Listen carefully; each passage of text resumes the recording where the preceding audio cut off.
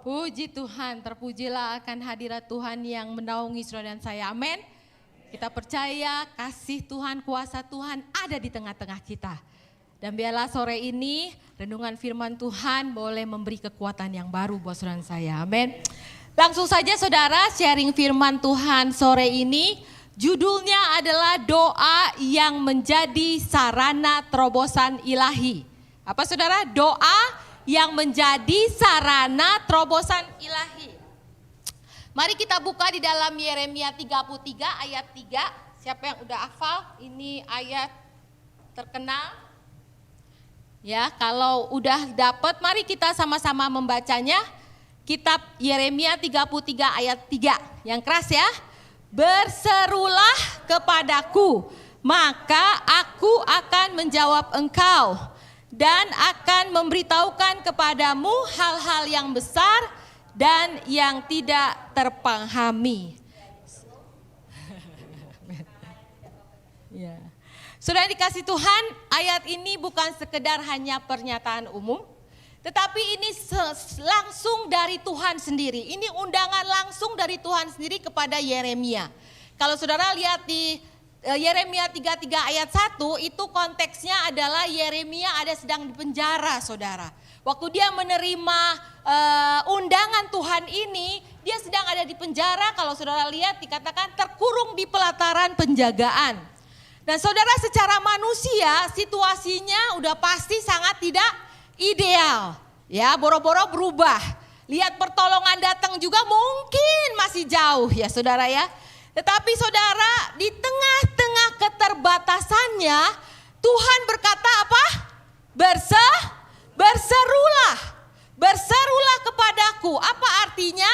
Kalau lihat konteksnya Yeremia dikatakan berserulah kepadaku kalau sedang dalam kesesakan. Berseru, di dalam ketidakmampuan, berseru, di dalam tekanan, berseru, di dalam kebingungan yang mana kiri kanan depan belakang berseru.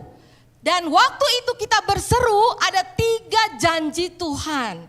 Apa saudara kita sudah baca tadi? Aku akan menjawab engkau. Saudara doa bukan monolog. Udah sering kali kita dengar. Doa adalah dialog. Tetapi sore ini kita juga mau ditekankan lagi.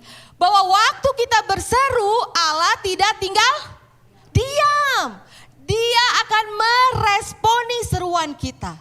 Dia akan mendengar, dia akan menjawab, tetapi dengan caranya dan waktunya menurut rencananya yang sempurna. Amin.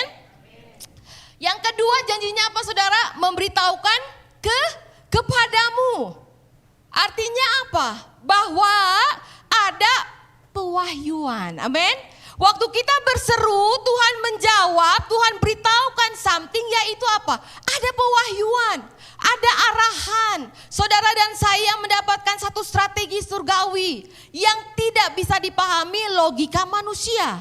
Yang ketiga apa? Hal-hal yang besar dan yang tidak terpahami. Kata tidak terpahami ini saudara berarti hal-hal yang tersembunyi.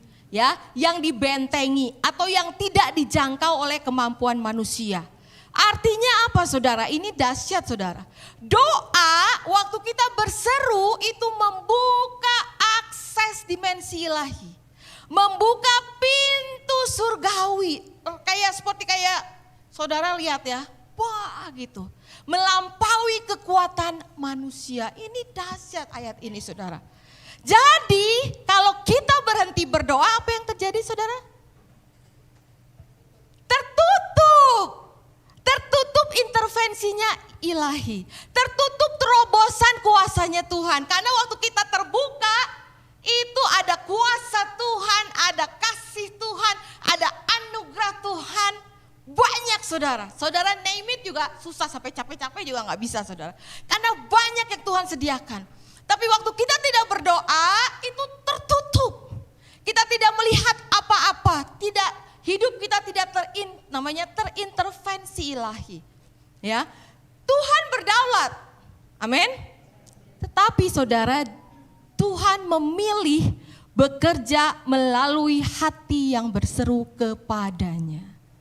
Amin. Ya. Dia berdaulat.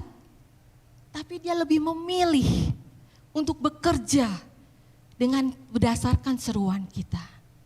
Jadi saudara, waktu kita berseru, sekali lagi itu membuka jalan bagi Tuhan untuk bekerja secara nyata di tengah kita.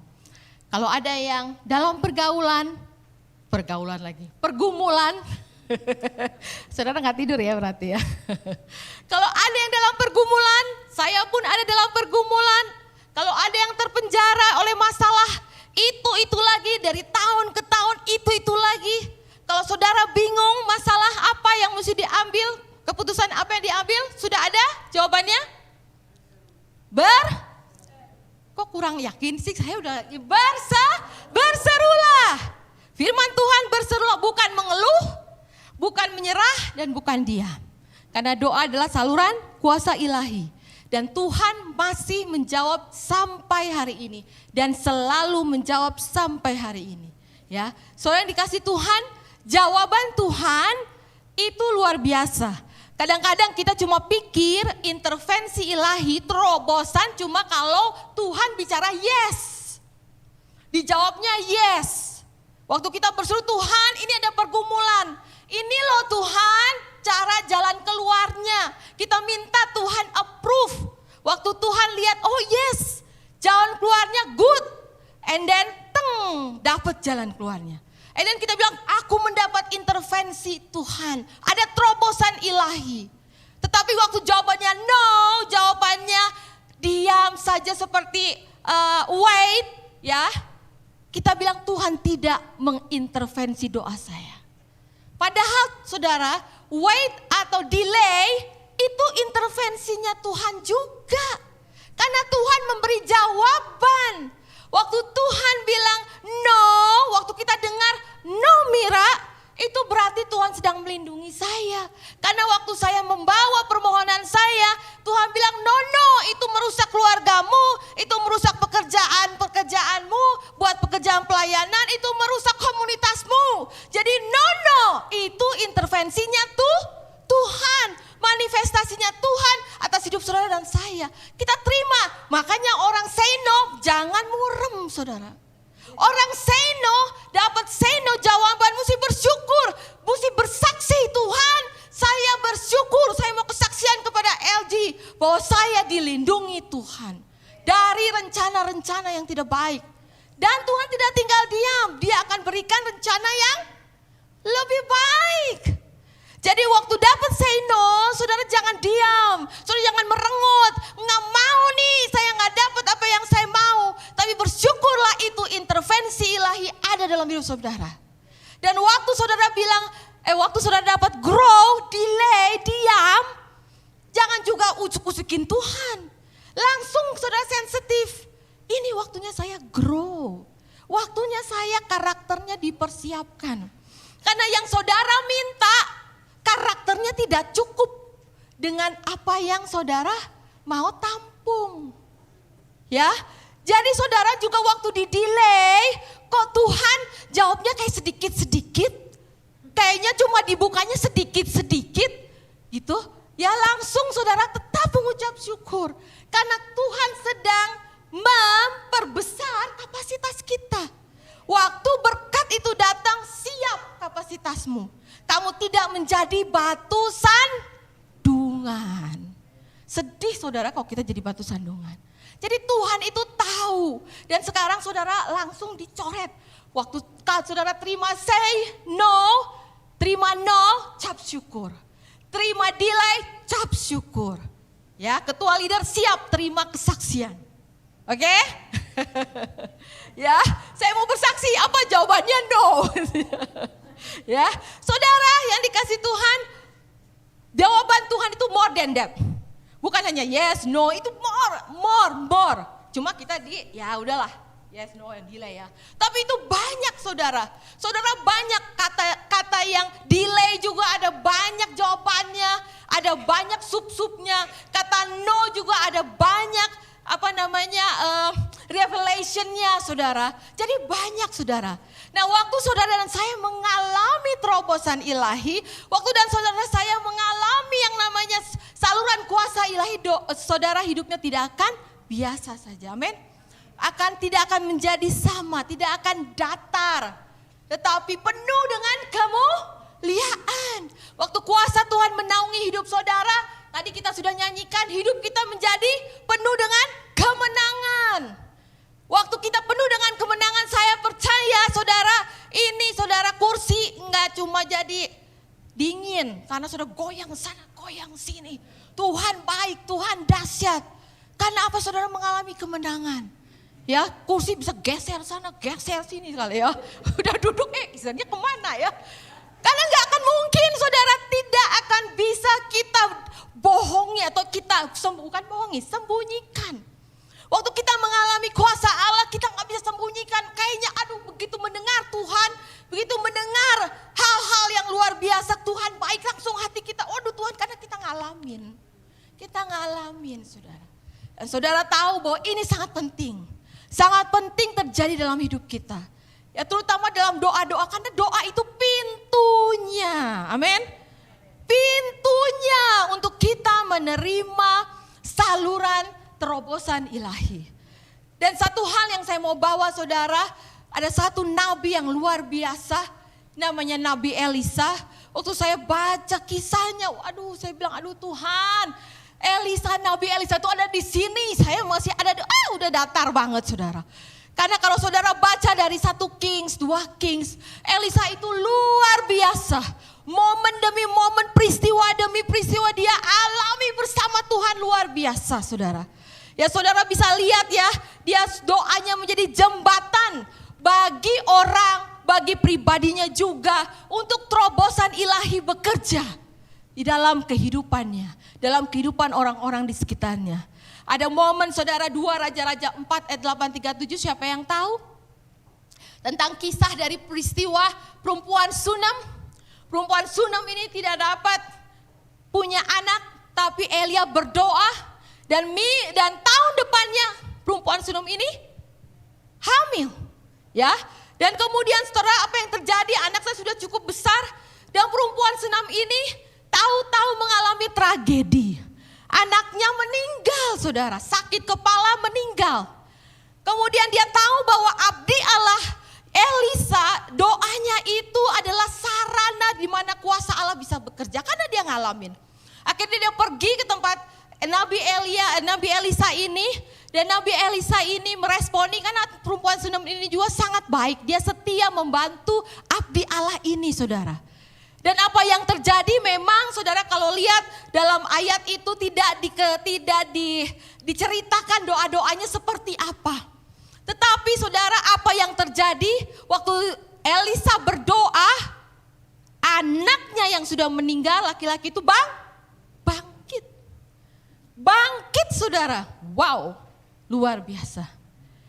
Hal yang lain saudara dalam 2 Raja-Raja 6 ini momen-momen yang luar biasa bagi saya ya. Dan juga saya percaya bagi saudara. 2 Raja-Raja apa saudara tadi? 6 ayat 17 saudara bisa baca. Itu mengenai tentara Raja Aram yang dibutakan saudara. Ya, Raja Aram mengirim tentara ke Dotan ya untuk mencari Nabi Elisa. Kenapa dia cari Nabi Elisa? Karena Nabi Elisa ini saudara bisa dengar strateginya Raja Aram. Saudara bisa tahu Raja Aram ini ngomong strateginya ini di dalam kamarnya saudara. Di dalam kamarnya dia ngobrol tentang strateginya Raja Aram. Tahu-taunya Nabi Elisa bisa tahu. Jadi bocor. Dia kasih tahu tentara Israel. Akhirnya strateginya Raja Aram gagal lagi. Dan apa yang terjadi? Kesel gak? Kesel dong saudara. Dia pergi ke Dotan. Dia bilang mau tangkap si Nabi Elisa. Bawa tentaranya, Gehazi, tahu saudara Gehazi ya? Asistennya, pelayannya ketakutan. Karena dia tahu tentara Aram ini datang. Tetapi apa yang terjadi saudara? Singkat, jelas, padat. Elisa berdoa buat si Gehazi. Dia bilang, Tuhan bukakanlah kiranya matanya si Gehazi. Supaya ia melihat. Tahu apa yang terjadi? Ting. Mata fisikalnya diubah. Jadi ada mata yang bisa tembus pandang saudara. Apa yang terjadi? Dia lihat kuda, dia lihat kereta berapi. tentara surgawi menaungi Gehasi dan juga Elisa. Dan ini dibandingkan dengan tentara Aram kalah saudara. Ya, luar biasa. Dan apa yang terjadi, tentara Aram tetap deketin si Elisa. Dan Elisa, waktu tentara Aram mau sampai dekat Elisa ini, dia berdoa lagi, simpel doanya. Dia katakan, Tuhan butakanlah kiranya mata orang-orang ini, tentara Aram ya. Terjadi saudara, terjadi dengan kuasa Allah. Ya, tentara Aram ini jadi buta. Akhirnya kalau buta kan nggak lihat ya. Aduh seneng tuh saya kalau dapat supernatural itu, aduh ini ada yang kurang asoy, butakan. Tapi saudara, niatannya Elisa nggak seperti itu. Ya, dia baik, dia tetap mengasihi tentara Aram ini. Dia tuntun sampai ke Samaria. Dan tahu-taunya dia berdoa lagi, Tuhan, Engkau celikkan matanya. Celik gak saudara? Celik. Langsung tentara Aram lihat, loh kok di mana? Di Samaria. Dia di Samaria saudara. Ini hal-hal yang luar biasa. Ada banyak momen-momen yang luar biasa saudara yang terjadi di Nabi Elisa. Ini kalau saudara baca terus, itu iman saudara kayak bergolak. Kayak kita tuh nggak bisa diam saudara ya. Kayaknya wow, aku tuh pengen kayak gini, aku tuh pengen gini ya. Tapi saudara, Nabi Elisa juga nggak kayak begini saudara. Nggak langsung kayak begini, bisa kayak seperti itu. Ya, ada kuasa Allah yang menyertai. Pada hari ini kita mau belajar dari Nabi Elisa. Ya, karena saudara terus terang, jujur, saudara pernah nemukan banyak orang Kristen berdoa. Ya, tapi kok kayaknya doanya tuh mentok. Ya, sampai ke plafon, ting, turun lagi. Naik, turun lagi. Rasanya kok nggak sampai ke tahtanya Allah, saudara. Rasanya kok nggak nembus gitu. Tapi memang is true. Karena Yesaya katakan, Yesaya 59 ayat 1 sampai 2 apa? Bukannya Tuhan kurang panjang untuk menyelamatkan dan pendengarannya tidak kurang tajam untuk mendengar. Tapi ada sikap hati yang memisahkan Tuhan dengan orang yang berseru. Benar saudara, bukan kata-kata, bukan panjang pendek seperti Pak Gembala bilang kemarin. Bukan panjang pendek kalimatnya, bukan apalagi lembut atau keras suara doanya. Tetapi ada di balik itu ada sikap doa yang Tuhan cari dalam hidup saudara dan saya. Dan hari ini saudara tercengang-cengang melihat Nabi Elisa, tapi saya percaya kalau saudara terus bangun, kita belajar dari sikap Elisa, kita minta Roh Kudus menolong kita, gak ada yang mustahil. Mustahil gak? Kalau Tuhan izinkan, yes bisa. Amin. Kalau itu ada dalam rencananya, yes bisa. Dan hari ini kita mau belajar dari sikap Nabi Elisa. Apa yang membuat Nabi Elisa begitu sikap hatinya berkenan kepada Tuhan. Sehingga dia begitu powerful, doanya menjadi sarana terobosan ilahi. Banyak saudara, saya percaya ada banyak sikap yang benar yang Elisa bangun. Tetapi hari ini saya cuma 2 sikap yang fokus untuk saudara dan saya untuk diingat. Yaitu yang pertama, doa berpijak pada ketaatan penuh. Apa? Doa ketaatan. Saudara jangan lihat waduh wow Elisanya. Tapi dikasih formulanya berpijak lemas. Ini formulanya saudara. Ini formula yang harus kita hidupi. Doa berpijak pada ketaatan penuh. Ya, inilah salah satu saluran kuasa prinsip rohani di mana Tuhan mempercayakan kuasanya kepada hati yang sepenuhnya tunduk kepadanya. Sepenuhnya tunduk, ketaatan total. Melakukan apa yang Tuhan minta dengan sepenuh hati, tidak tunda, tidak pilih-pilih. Siap melangkah, ada resiko diambil, menyerahkan seluruh hidup kepada Tuhan. Dan ini sangat penting untuk doa kita menjadi sarana atau saluran terobosan ilahi. 1 Yohanes 3 ayat 22 katakan, dan apa saja yang kita minta, coba buka, kita sama-sama baca ya. 1 Yohanes 3 ayat 22, saudara udah ada? Ya, kita sama-sama baca. 3, 2, 1. Dan apa saja yang kita minta, kita memperolehnya daripadanya, karena kita menuruti perintahnya dan berbuat apa yang berkenan kepadanya. Nah, saudara dikasih Tuhan, sebelum Elisa dikenal sama orang mukjizatnya, dia adalah pribadi yang dikenal surga karena taatnya. Amin. Ya, ini jelas dari 1 Raja-Raja 19 ayat 19. Ya, saya mau baca ini kisahnya waktu dia dipanggil, ya. Dikatakan Elisa terpanggil. Setelah Elia pergi dari sana, ia bertemu dengan Elisa bin Safat yang sedang membajak dengan 12 pasang lembu, sedang ia sendiri mengemudikan yang ke-12. Ketika Elia lalu dari dekatnya, ia melemparkan jubahnya kepadanya. Lalu Elisa meninggalkan lembu itu dan berlari mengikuti Elia. Katanya, biarkanlah aku mencium ayahku dan ibuku dahulu, lalu aku akan mengikuti engkau, jawabnya. Kepadanya, baiklah, pulang dahulu dan ingatlah apa yang telah kuperbuat kepadamu. Lalu berbaliklah ia daripada Elia, ia mengambil pasangan lembu itu, menyembelihnya dan memasak dagingnya dengan bajak lembu itu sebagai kayu api. Ia memberikan daging itu kepada orang-orangnya, kemudian makanlah mereka. Sesudah itu bersiaplah ia lalu mengikuti Elia dan menjadi pelayannya. Saudara dikasih Tuhan, kalau kita tadi sudah baca dalam 1 Raja-Raja 19, dikatakan waktu Elia menemukan Elisa, dia sedang apa? Membajak dengan 12 pasang lembu. Ini bukan angka kecil, saudara. Ini satu tanda bahwa Elisa bukan orang miskin. Dia berasal dari keluarga yang mapan, ya, kaya secara ekonomi, punya aset, punya masa depan yang baik, identitasnya sosialnya jelas. Saudara, apa yang terjadi waktu Elisa dipanggil, ya, untuk mengikuti seorang nabi yang saat itu nabi ini bukan enak-enak aja, tapi Nabi Elia ini sedang dikejar-kejar. Saudara tahu dikejar sama siapa? Isabel, ya. Ya, ratu dari Ahab, benar. Ya, ini Elia ini resiko tinggi loh, saudara, resiko tinggi. Tapi waktu dia dipanggil, apakah Elisa tahu? Saya rasa tahu, saudara, karena Elia ini juga nabi yang besar.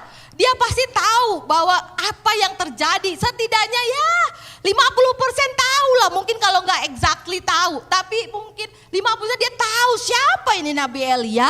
Ya, tetapi waktu dia dipanggil, apa yang dikatakan? Dia tinggalin lembunya. Dia tinggalin lembunya, dia berlari mengikuti Elia.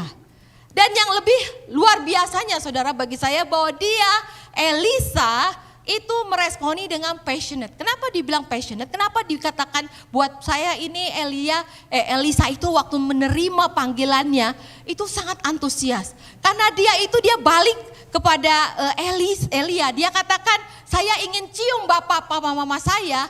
Kemudian apa? Dia masak.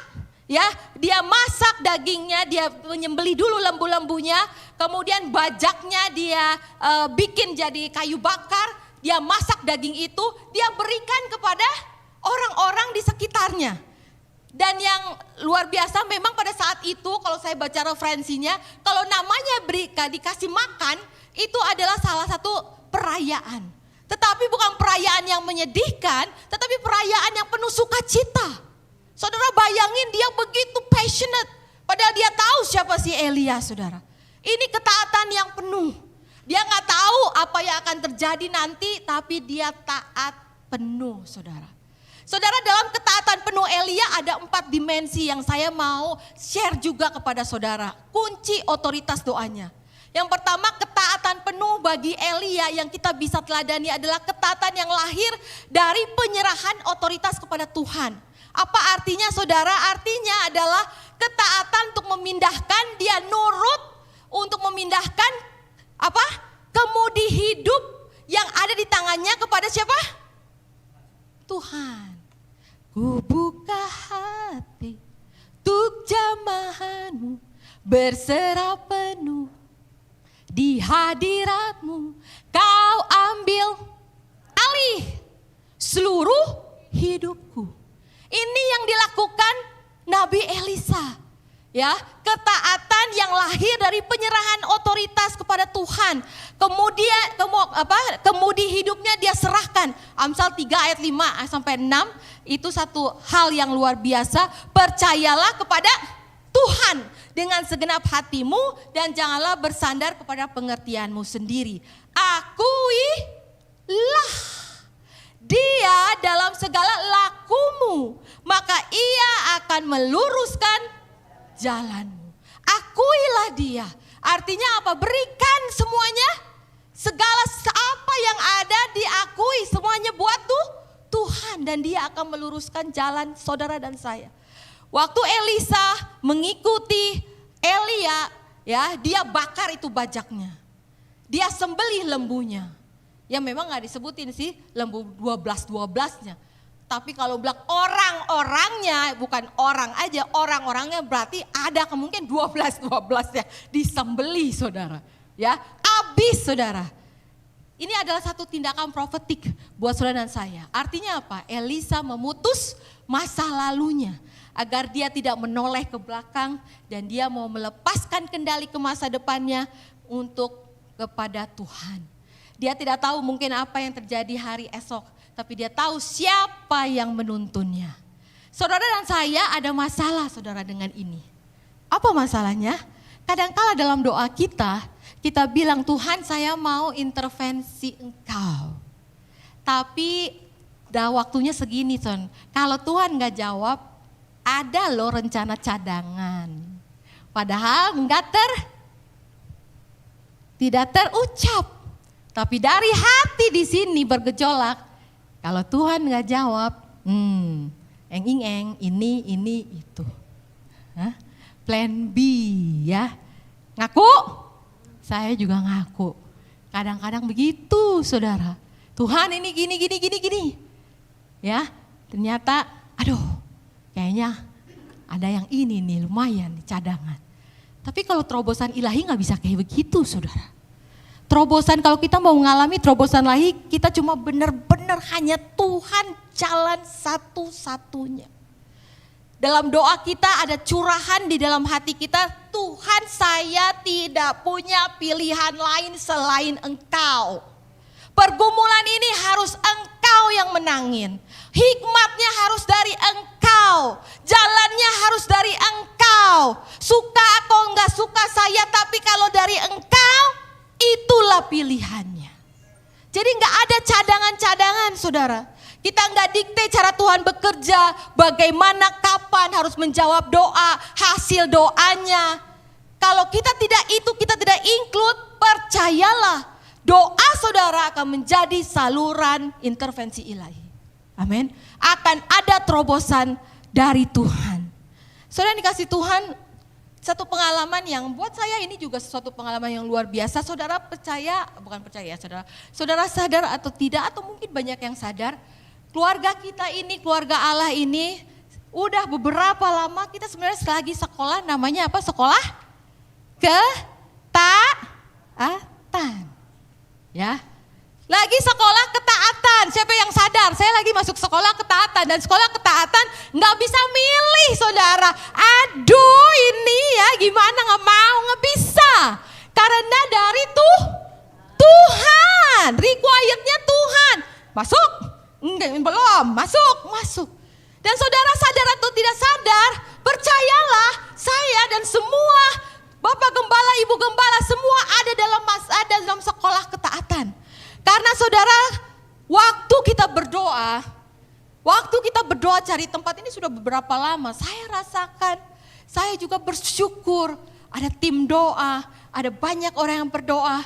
Itu namanya doa lahir dari penyerahan otoritas kepada Tuhan. Enggak pernah tuh saya dengar waktu berdoa Tuhan, kami mau punya tempat yang baru, tapi maunya di sini, di situ. Enggak loh saudara. Saya bersyukur saya ada di dalam satu komunitas yang belajar ketaatan dari sini saudara. Karena memang pada akhirnya, saudara, waktu kita tidak dikte ke sana ke sini, kita sedang melepaskan kemudi kita.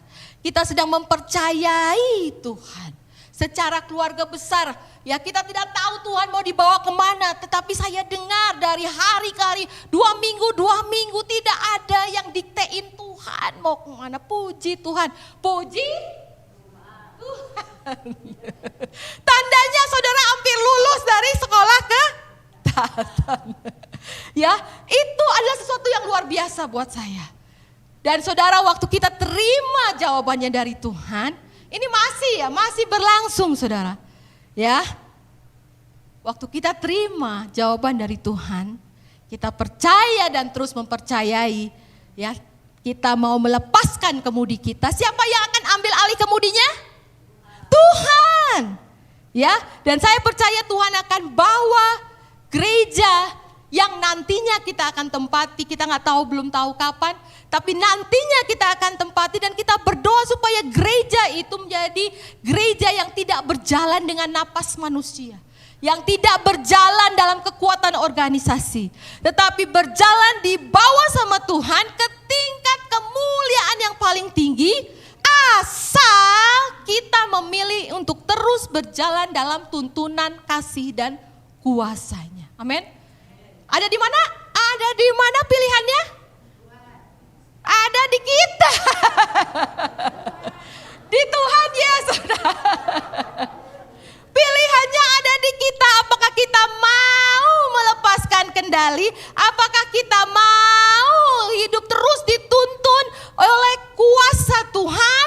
Terus dituntun, baru kita lihat Tuhan menyatakan kemuliaannya, kekuatannya, memberkati gereja yang akan berdiri. Karena itu gereja bukan kebetulan, bukan rekayasa manusia. Tetapi sungguh-sungguh Tuhan sudah taruh, ya, baik di dalam hati gembala dan semua tim pendoa. Oleh sebab itu kita terima dan kita serahkan lagi kepada Tuhan. Sebagai kemudinya adalah Tuhan, ya, kemudinya adalah Tuhan, benar Ibu Vicky, kemudinya adalah Tuhan, amin. Tetapi pilihan kita menyerahkan itu di tangan kita. Kita serahkan pilihan, kita enggak atur Tuhan, kita enggak seleksi Tuhan, kita enggak mau ini mau itu, enggak, kita terus flow dengan Tuhan. Ada amin. Amin. Yang kedua saudara, ketaatan Elisa menjadi kunci. Otoritas doanya adalah ketaatan sebagai pelayan. Ini penting saudara, sebagai pelayan. Saudara tidak tahu bajak dan lembu adalah lambang mata pencaharian dan kenyamanan Elisa, ya saudara tahu ya. Tapi dibakar sama Elisa. Itu artinya saudara, yang Elisa fokusnya mencari nafkah, ya dia ubah menjadi pelayan Tuhan, menjadi melayani Tuhan. Yang tadinya dia seorang majikan, ya, dengan ketaatan panggilan pelayan ini, akhirnya dia menjadi hamba, bukan lagi majikan. Dan ini terjadi karena panggilan. Saudara, ketaatan pada pelayanan fokusnya adalah panggilan, bukan kepentingan. Dan waktu kita taat waktu kita menghidupi ketaatan sebagai pelayan, kita berarti bukan pemilik agenda. Ya, semuanya datang dari Tuhan. Tuhan yang atur semuanya. Dan doa kita bisa lihat saudara. Kalau kita masih berdoa seperti Tuhan berkati rencanaku, itu berarti kita masih belum menghidupi ketaatan sebagai pelayan. Tapi waktu kita berdoa, Tuhan pakailah hidupku untuk rencanamu, itu berarti kita sudah hidupi ketaatan pelayan. Kita berikan semua availability kita kepada Tuhan. Tuhan, engkaulah pemilik agenda. Ini loh saya. Ya. Nah saudara, ketaatan sebagai pelayan ini bagus buat kita hidupi terus. Karena ini akan melindungi kita saudara. Dari kesombongan. Dari apa saudara? Dari kita mau mencuri tempted kemuliaan Tuhan. Ya.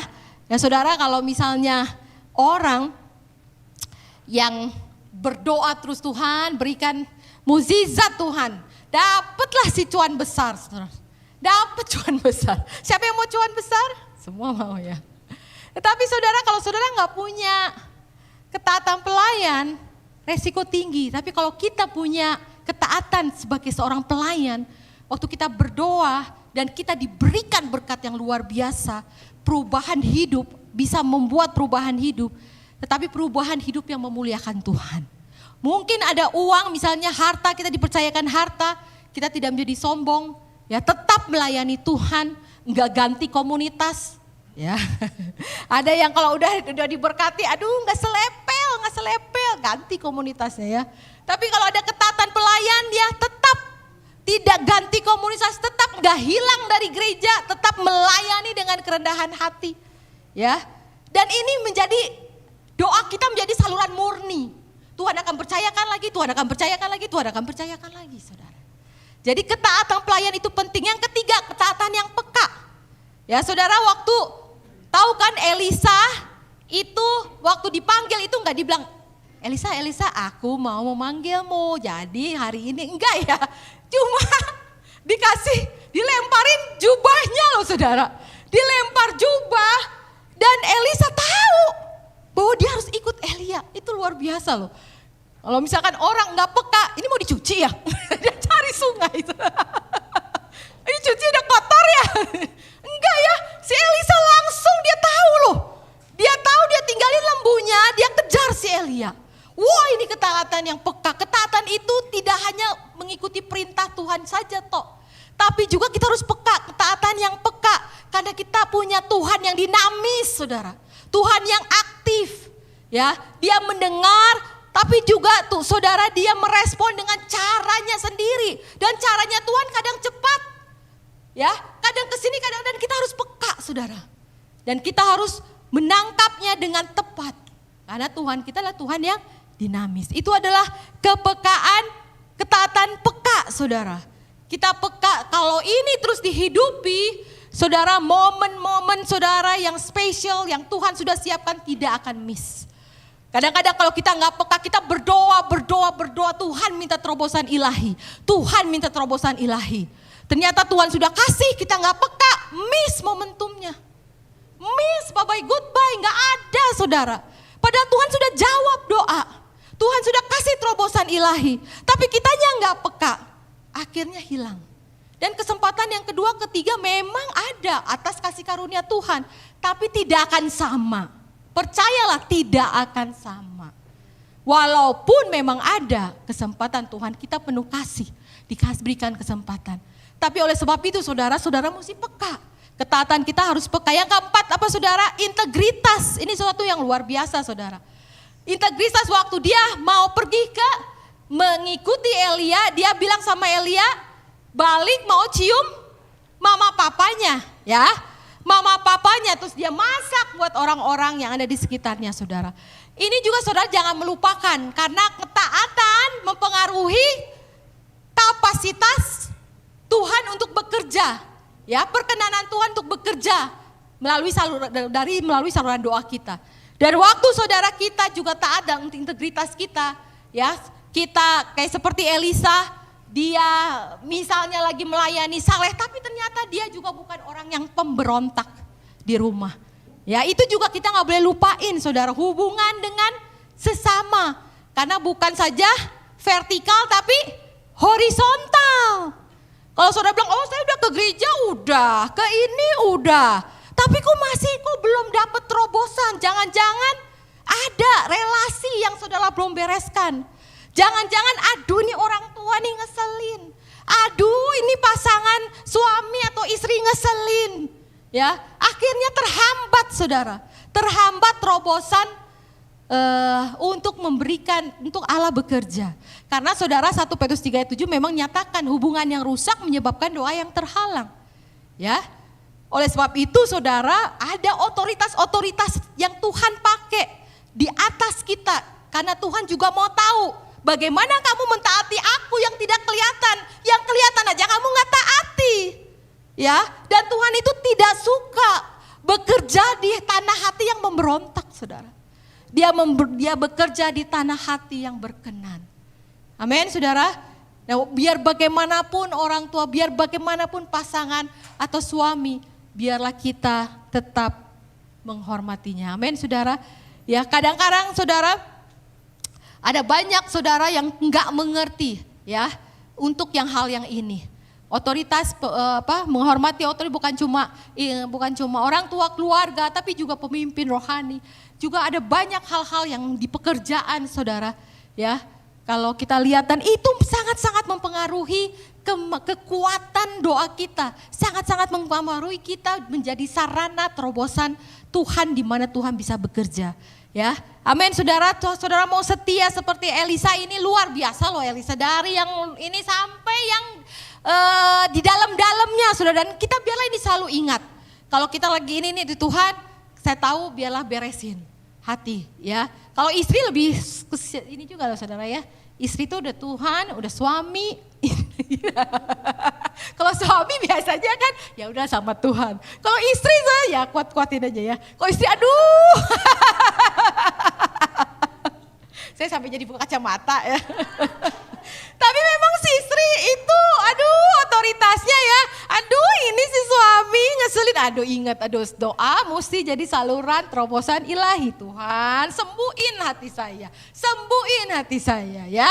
Ya istri ya gimana ya itu si Hawa sih soalnya ya. Jadi saudara ya. Istri ya itulah dia otoritasnya berlayer ya saudara ya. Berlayer tapi biarlah kita belajar ya. Ketaatan bukan cuma ketaatan sama Tuhan vertikal tapi juga horizontal ya. Kalau misalnya ada yang life leader ya itu juga pimpinan rohani saudara ya. Atau misalnya Bapak Gembala kita itu pimpinan rohani yang perlu kita terus dukung dan terus hargai ya.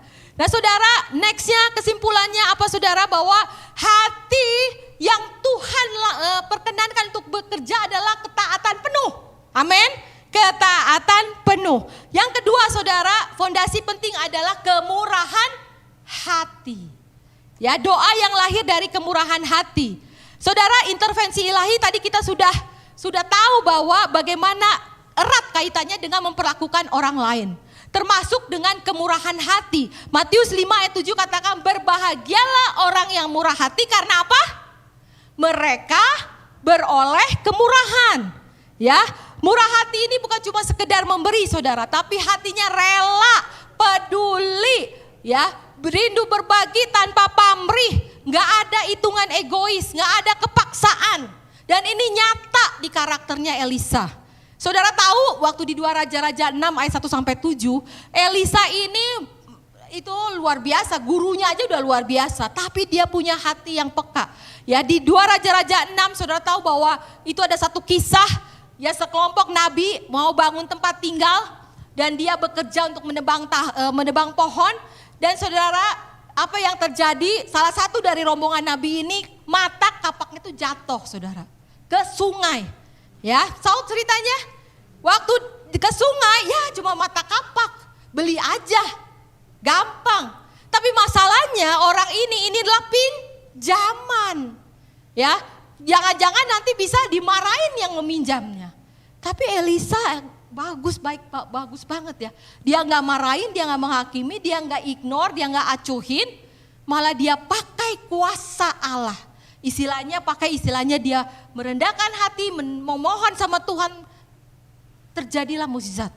Bukan mukjizat yang istilahnya ke raja atau ke special occasion. Tapi ini rombongan kecil saudara. Mata kapaknya akhirnya dikasih kayu dan dia muncul. Itu kemurahan hati yang luar biasa. Ada lagi saudara, Elisa tidak menahan berkat. Kalau saudara tahu ada satu cerita ya, saat itu lagi kelaparan, tahu-taunya ada orang dari Baal Salisa datang kepada Elisa. Dia sayang sama mungkin dia sayang sama si Nabi Elisa, dia mau kasihin 20 roti jelai. Dan apa yang terjadi? Elisa katakan kasihin itu kepada itu rombongan itu kepada para nabi itu. Tapi itu 100 sekarang juga lagi kelaparan. Ya, kalau saya mah satu aja deh ambil gitu ya. Lumayan. Enggak loh, kasih aja. Kasih. Ya, kasih dan terjadi saudara mukjizat. Ada sisa. Padahal cuma 20. Kasih makan 100, ada sisa. Ya, Elisa punya karakter kemurahan hatinya, dia tidak menahan kebaikan. Pengampunannya juga saudara, Elisa memberikan pengampunan kepada siapa? Tentara Aram. Waktu ingat tadi ceritanya di Samaria, tentara Amalek, ternyata dia ada di Samaria. Raja Israel tempted, dia pengen bunuh si tentara Aram, musuhnya toh. Udah ada di tengah-tengah, ikan ada dipancing nih, waduh mancing ikan susah nih. Ternyata ada di Samaria, dibabat kan harusnya. Tapi Elisa bilang no, suruh pergi. Padahal itu tentara Aram, dia mau membunuh Elisa. Tapi dia punya ruang, hatinya banyak ruang untuk kesalahan orang. Banyak ruang untuk kesalahan orang. Itu penting saudara, ya. Kadang-kadang kita kasih uang, kasih apa, tapi kalau udah kesalahan orang sempit hati kita. Setuju? Setuju, saya juga. Aduh, ini kapasitas hati kok sempit bener ya. Nerima kesalahan si ini ya, gitu ya. Elisa ini besar kapasitasnya. Dia mau dibunuh, tapi dia expand. Itulah kemurahan hati. Sehingga tidak dibunuh saudara. Yakobus 4 ayat 17 katakan, jika seorang tahu bagaimana ia harus berbuat baik, tetapi ia tidak melakukannya, ia berdosa. Jadi ketidakpedulian juga berdosa. Makanya ketidakpedulian menghambat doa. Ya, menghambat doa karena dosa. Ya, tidak peduli acuh tak acuh. Tuhan tidak bisa bekerja di wadah yang kotor. Ya, biarlah kita seperti wadah yang bersih menjadi saluran, saudara. Ya, untuk memberkati hidup kita, sesama kita, komunitas kita, gereja kita. Saudara yang kasih Tuhan, ini Dunside, ini adalah sebenarnya proyek kemurahan hati. Setuju? Siap, Bugam siap ya. Semua siap, Bu Vicky siap ya. Ini adalah proyek kemurahan hati ya. Karena saudara, waktu kita lepasin kemurahan hati, Matius 5 ayat 7 ada di atas kepala kita. Kita akan beroleh kemurahan ya. Dan biarlah kita juga setiap waktu kita mau ingat Dunside ini, kita mau berdoa supaya saudara Tuhan juga mengalirkan kemurahan hati buat orang-orang di sana. Kita berdoa buat kesejahteraan kota, supaya kehadiran gereja kita juga menjadi berkat yang nyata buat penduduk di lokal, bawa damai sejahtera, bawa solusi bagi lingkungan di sana. Berdoa juga buat apa? Jiwa-jiwa ya yang penuh belas kasihan, yang belum mengenal Tuhan, yang terabaikan, yang putus asa. Berdoa juga buat apa? Transformasi komunitas. Ya, supaya hadirat Tuhan yang kita nanti akan terus galakan, terus kita bangun itu meluap keluar. Amin. Meluap keluar itu menjangkau keluarga-keluarga yang rentak untuk dipulihkan, membebaskan orang-orang yang terikat. Nah saudara, untuk terakhir, jadi saudara sudah mengerti ya, ketaatan penuh dan kemurahan hati. Saudara, ini ada satu kesaksian, ini terjadi di Desember 24 di awal ya. Saya punya pengalaman bagaimana doa itu bisa menjadi saluran intervensi ilahi. Ya, ini menuntun saya untuk menjadikan saluran kuasanya. Ya, walaupun saudara, pengalaman ini diawali dengan zona yang nggak nyaman dan saudara tahu ya, saya ini sebenarnya introvert ya. Ya, kadang-kadang saya tuh enggak terlalu ini ya saudara, tetapi ya maksudnya bukan introvert banget saudara, udah berubah ya, tapi memang inilah keterbatasan saya tahu saya punya keterbatasan, tetapi Tuhan memberikan pengalaman ini buat saya. Dan satu saat saudara, di Desember 24 itu kita punya perjalanan ke Indonesia ya. Saya sudah berdoa, saya dan Diki sudah berdoa supaya perjalanan ke Indonesia ini jadi berkat. Seperti biasa ya, supaya kita juga di situ ada sesuatu yang Tuhan mau kerjakan. Tetapi ternyata saudara, Tuhan memperluas doa saya, bukan di Indonesia. Ya, ternyata masih di Sydney juga kita jadi berkat. Jadi waktu itu saudara, kita mau naik pesawat, kita udah masuk naik pesawat.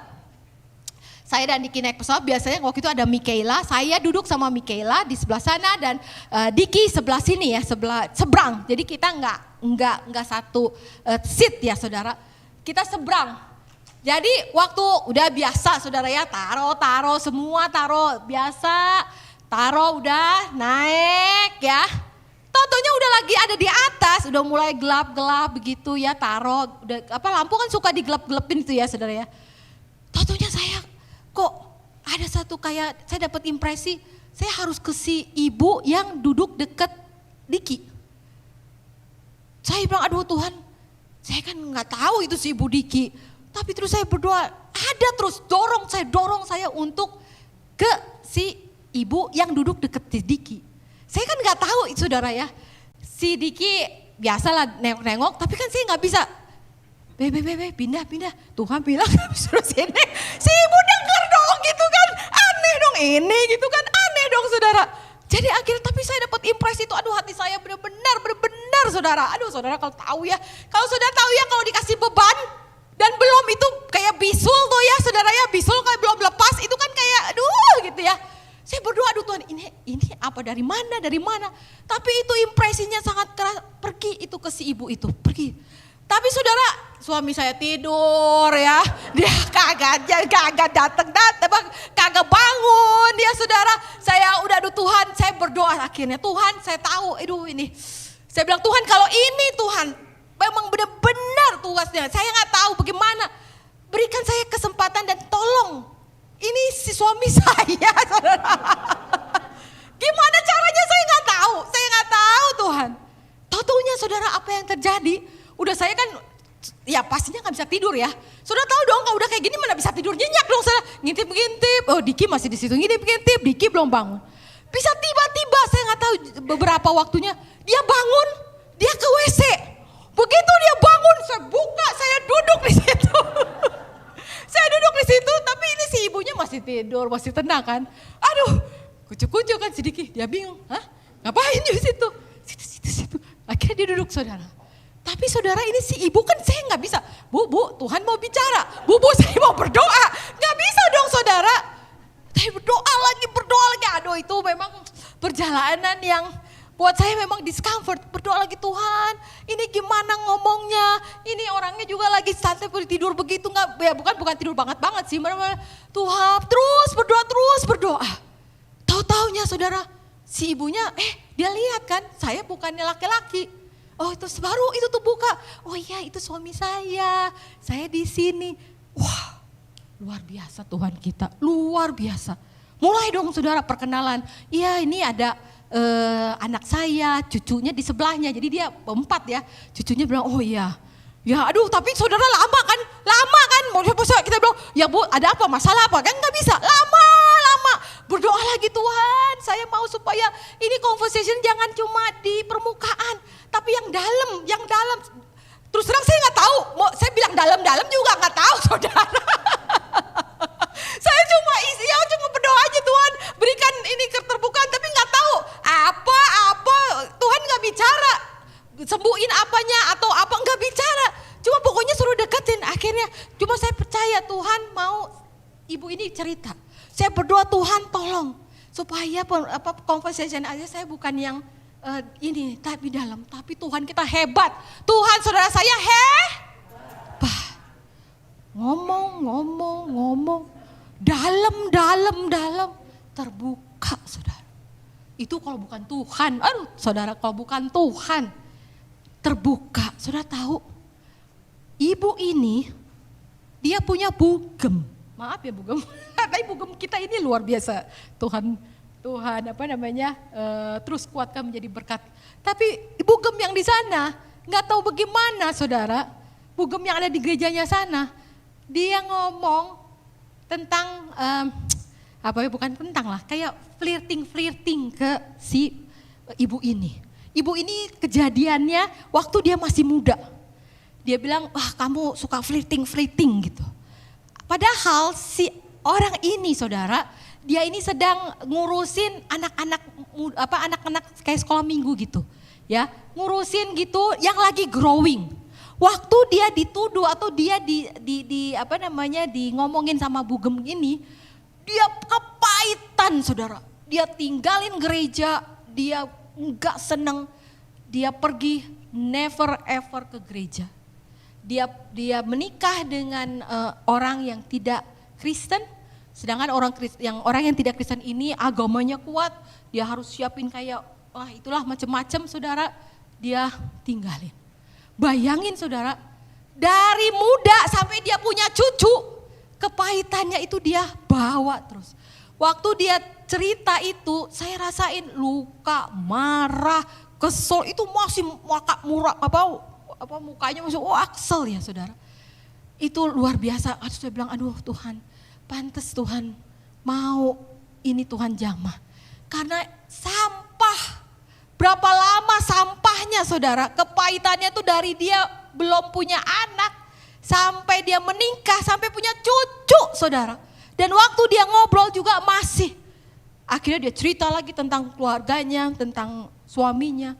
Sampai satu titik saya bilang, Tuhan cari. Pokoknya apa yang Tuhan taruh saya kasih tahu. Sampai akhirnya saya bilang, Bu mau gak berdoa? Lepasin pengampunan, karena kan capek. Kemudian dia mulai keluarin air mata ya. Akhirnya terus dia bilang, ya saya mau berdoa. Akhirnya kita berdoa saudara. Dia berdoa, dia benar-benar minta itu ya, lepasin kekuatan, kemampuan buat ibu untuk melepaskan pengampunan. Saya bisa bayangin, saya pun terharu saudara. Saudara kalau nyimpen kepahitan, saudara bisa bayangin ya. Kita gak tahu, itu belum periksa ya badannya apa ya. Tapi saudara bayangin, dia juga masih marah. Tapi akhirnya itu saya bilang ya, saudara Tuhan itu, karena juga dia cerita bahwa dia juga Tuhan sudah lindungi dia. Sampai sekarang dia masih keadaannya sehat dia bilang. Ya itu kasih karunia saudara. Nah makanya akhirnya kita berdoa di kapal itu, dia pun menangis dan saya pun jadi terharu saudara. Aduh terharunya juga bukan cuma lihat ibunya ini saudara, tapi melihat kasih Tuhannya luar biasanya saudara. Dan akhirnya jadi saya tahu kenapa saya disuruh-suruh. Dan dia bilang gini, dia bilang Mira, saya ini katanya sudah dengar sebenarnya apa yang kamu sudah ngomong. Ini sebenarnya yang kamu ngomong itu tuh exactly yang saya pernah dengar. Belum lama ini saya dengar apa yang kamu ngomong katanya. Jadi ini yang kedua kali saya bilang iya yang kamu ngomong.